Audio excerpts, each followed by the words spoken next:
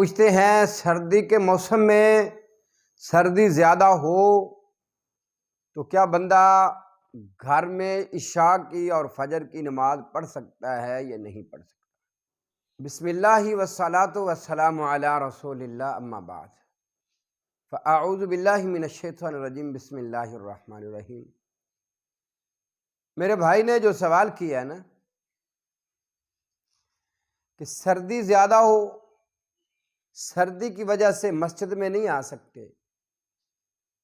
کیا عشاء کی نماز اور فجر کی نماز گھر میں ادا کر سکتے ہیں یا نہیں کر سکتے؟ میرے بھائی،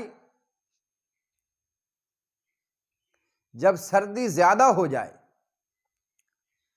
اور آپ کو یہ خطرہ ہو کہ میں گھر سے مسجد میں جاؤں گا تو مجھے بخار نہ چڑھ جائے، بخار نہ ہو جائے یا سردی کی وجہ سے کوئی مسئلہ نہ بن جائے، تو پھر ایسے شخص کے لیے یہ ہے کہ وہ گھر میں نماز پڑھ سکتا ہے، اس میں کوئی قباحت نہیں ہے انشاءاللہ۔ سنن ابی داؤد کی حدیث ہے، حضرت رافعی رحمہ اللہ جو تابعی ہیں وہ بیان کرتے ہیں کہ ایک رات سردی بہت زیادہ ہو گئی اور کہتے ہیں ہوا بھی ساتھ چل پڑی۔ حضرت سیدنا امام عبداللہ بن عمر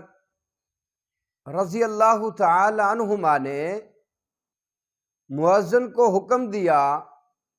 کہ اذان کہو اور بعد یہ کہہ دو، اذان کے بعد یہ کہہ دو الا صلوا فی الرحال، کہ لوگوں گھروں میں نماز پڑھ لو۔ اور یہ حکم دینے کے بعد رسول اکرم صلی اللہ علیہ وآلہ وسلم کا فرمان بھی ساتھ کوٹ کر دیا، لوگوں کو سمجھانے کے لیے، بتانے کے لیے پیغمبر علیہ الصلوۃ والسلام کی حدیث بھی بیان کرتے۔ کہتے ہیں جب سردی زیادہ ہو جاتی، بارش آ جاتی